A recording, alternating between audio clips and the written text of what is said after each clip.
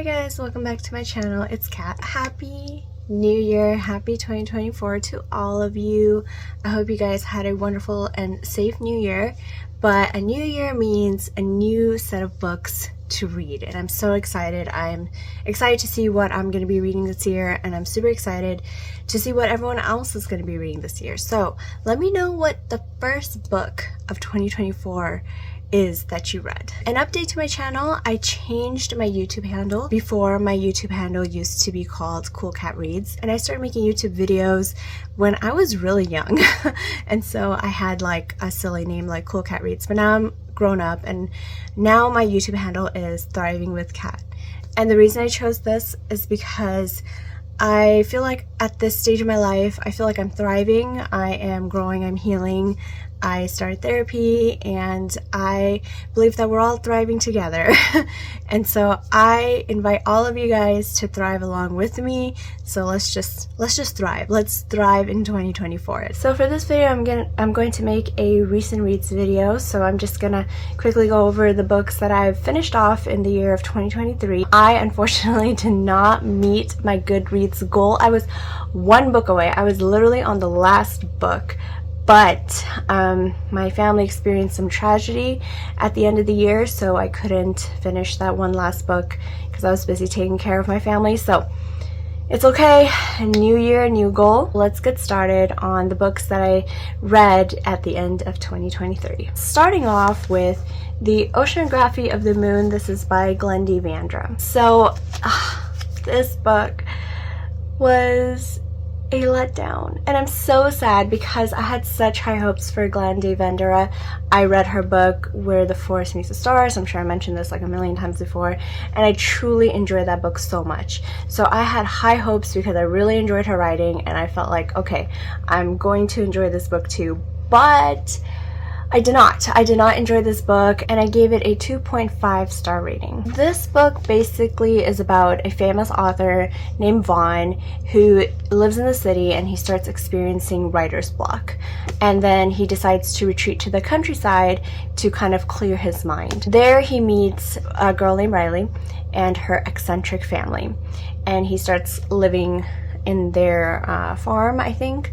And as Riley and Vaughn grow closer, they also realize they have a lot in common, including some past trauma. So I feel a bit disappointed that this book did not resonate with me. The characters were not my favorite at all, and the storyline was not that compelling. Even though overall I gave this book a 2.5 star rating, I do have to say Glendy Vandra's writing still is amazing, so her writing alone deserves 5 stars. Her writing is very smooth, very easy to read, very thought-provoking, very visceral, and it's heavy on the dialogue, which is exactly what was happening in Where the Forest Meets the Stars. There was a lot of dialogue going on, which I love. I feel like through dialogue you get to really understand your characters better. So this book also had a lot of dialogue, which I think is on brand with this author. The two main characters, Vaughn and Riley, they eventually start developing a romance. I was not a fan of their characters at all. I did not feel convinced of their romance. I did not feel convinced that they had any chemistry going on, and they do have an age gap. Vaughn is 29 and Riley is 21, so the age gap is about 8 years, which isn't a very huge age gap, but in this book the age gap was very obvious. So Vaughn, you can tell he's very experienced in life. He's lived that city life. He's very experienced with kind of the world, more than Riley, of course. And Riley just comes off as very childish and very innocent, and less experienced than Vaughn. And she spent most of her life in the countryside, so it's like she doesn't know the world out there as much as Vaughn does.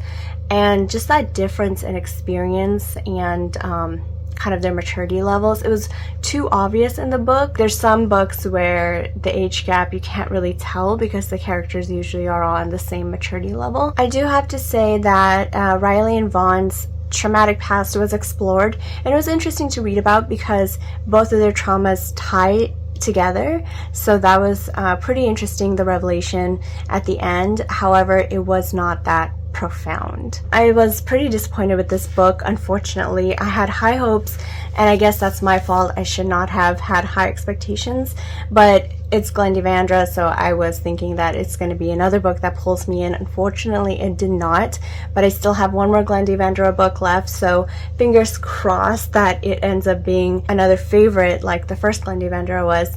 But it's not entirely this book's fault, because before this book I read some fantasy novels that were very high energy, and so I went from these high energy books to this lower energy, calmer book, and I felt like I wasn't able to lower my energy enough to immerse myself in this book. So next I have is Vampires, Hearts, and Other Dead Things. This is by Margie Fuston. This book I gave a 2.0 star rating. I made a review / rant, more like a rant, of this book, why I did not like it and how much I dislike the main character. So if you want to know more about that, or you just want to listen to me rant about this character, feel free to check out that video. This was a huge disappointment. This was a very frustrating read, and to read this book from this main character's point of view was jarring, to say the least. And I just really don't have that many great things to say, so I'm gonna put this one away. And then I finished off a trilogy called the Arkwell Academy trilogy by Mindy Arnett. So I finished off with The Nightmare Dilemma, which is book 2, and then The Nightmare Charade, which is book 3. So both of these books I gave a 4.0 star rating. I did enjoy it actually, and I felt pretty sad once the trilogy concluded. The first book I thought was very mediocre, and it was just kind of average read, but I really felt like the series picked up, and I was way more interested in the series when I got to the second and third book. The Arkwell Academy trilogy basically is about Dusty. She's literally a nightmare. She feeds off of nightmare dreams or something of people, and she goes to a supernatural school with other supernatural beings, and there's been a series of murders that she has to solve with her dream seer partner named Elijah. It sounds kind of complicated, but it was a fun world to be in. And Dusty and Elijah and their group of friends solving mysteries. They call themselves the Dream Team. It was just a lot of fun seeing them and reading about them solving mysteries. So yeah, it was really fun to be part of this world, and I'm glad that I enjoyed the trilogy. So this was definitely a fun ride. So a series that I'm really excited to talk about, this is called the Skullduggery Pleasant series. This is by Derek Landy. The Skullduggery Pleasant series is a 15-book series so far. I think 3 more books are going to be coming out. The 16th book is set to come out this year, so I have my eye on that. But this series, guys, oh my god, so far I'm in love. I read the first 4 books. The first 3 books I read in one sitting. I kid you not. The first 3 books I read in one sitting, and then I read a couple other books, and then I read the 4th book. But this series is so addictive. It is so freaking good, and it starts off as a middle grade fantasy, and I think it starts becoming more of a young adult fantasy because the main character grows into becoming a teenager and an adult. Basically, the Skullduggery Pleasant series is about a skeleton detective named Skullduggery, but I'm gonna call him Skull just to make the pronunciation easier. Him and his human companion Valkyrie, they solve supernatural mysteries and murders. And the backdrop is that Valkyrie has some supernatural powers, and she has a lineage of magical beings, or her ancestors are magical beings, and then Skull has a mysterious past. Nobody knows, and he doesn't even know how he turned out to be a skeleton, because he was human once, and then there was this great war, and then he was killed, and then he came back as a skeleton. Nobody knows how and why. So there's just so much mystery and intrigue going on, and some political intrigue going on too. But guys, oh my god, this series is so freaking cool, and it's so fun. Like, literally, I stayed up reading, I don't know, one of these books I read in one day, but I felt like a kid again. Like, I felt that childlike sensation of turning the page and wanting to know what happens next. So I felt like a kid again reading a book, and that's really what I miss about reading, is that childlike wonder and that childlike excitement when you read. And this series, the first 4 books so far, have given me that childlike reading experience. I honestly can read the rest of the series in one go. I'm so addicted to the series, but I don't want to do that or else I'll run out of fun material to read. If you're looking for just a fun mystery ride to go on with a sassy skeleton detective and his equally sassy partner, this is it. This right here is it.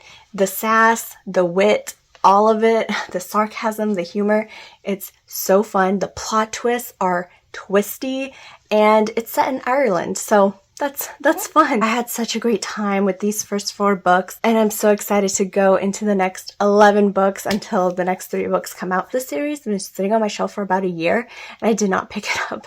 And I was like, you know what? Let me give it a try, and I'm so happy I did.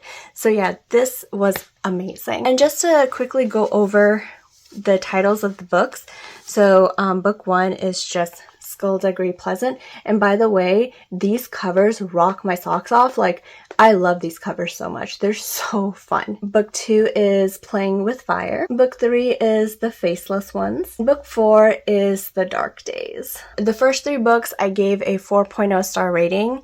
And then the 4th book, I gave a 4.5 star rating. And then last but not least, I have Just Listen, and this is by Sarah Dessen. Sarah Dessen is a classic YA author. When I was younger, I remember a lot of girls in my class, they would read Sarah Dessen novels.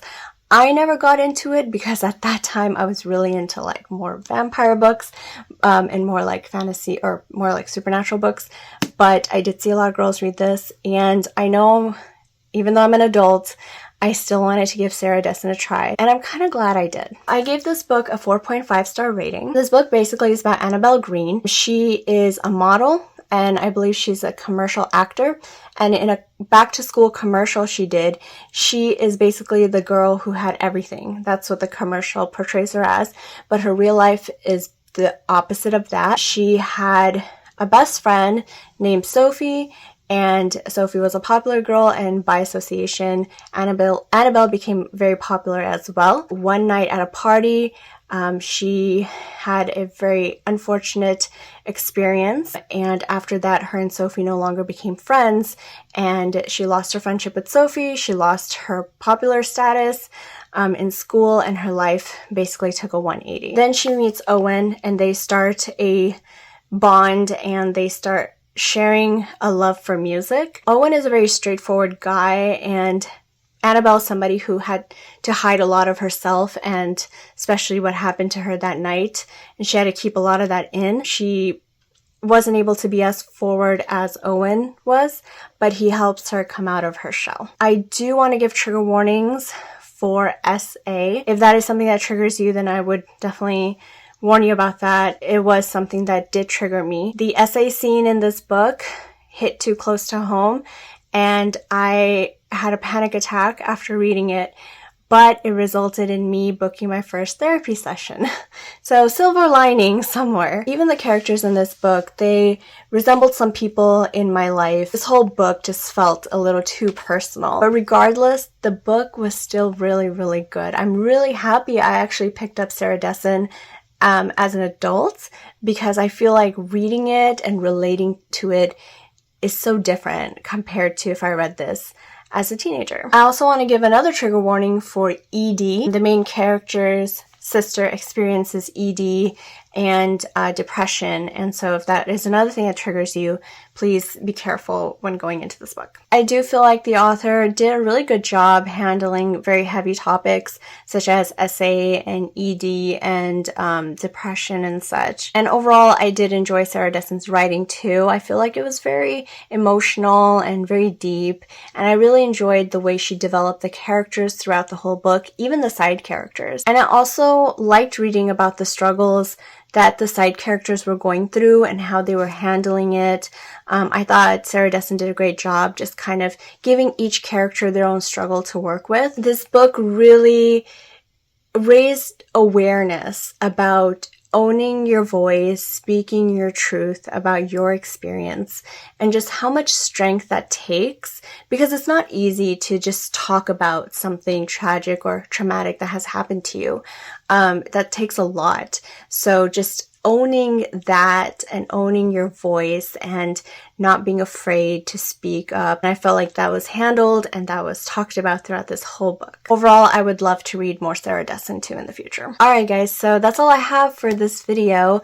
Those are the books that I finished off the year with. I'm excited to see what this year brings, and I'm definitely excited to read more books and just kind of see if my reading taste changes and where I go from there. So let me know what you guys are reading, and I will see you guys next time.